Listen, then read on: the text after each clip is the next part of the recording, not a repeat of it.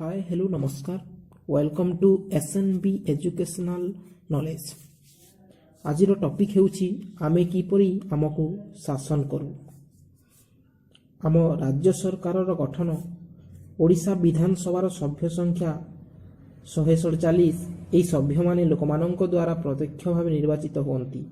18 वर्ष ऊर्ध्व बयसर लोक माने भोट दे निज निज निर्वाचन मंडली प्रतिनिधि बाछि थांती। यही प्रतिनिधि माने लोक मानक द्वारा बछा होइथिबारु आम राज्य शासन व्यवस्था को गणतंत्र शासन बोली कहा जाए। यही सभ्य मानकु नै राज्य विधानसभा गठित हुए।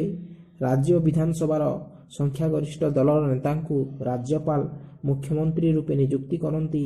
मुख्यमंत्री परामर्शकर्मी कैबिनेट मंत्री राष्ट्रमंत्री और उपमंत्री नियुक्ति करती। सबु मंत्री मिसिले मंत्रिमंडल हुए। मंत्रिमंडल साधारणतः 5 वर्ष पर कार्य करे। जड़े जड़े मंत्री अधीन एक बा एकाधिक विभाग थाए। राज्यर सर्वोच्च शासनकर्ता हेउचंती राज्यपाल।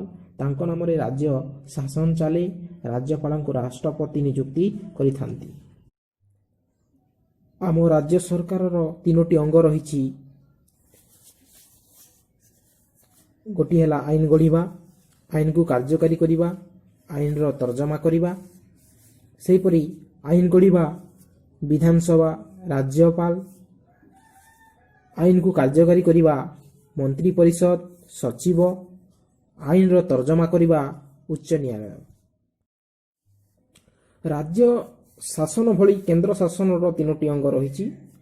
यथा आईन गढ़ा संस्था, आईन को कार्यकारी करवा संस्था और आईन रो तर्जमा करवा संस्था।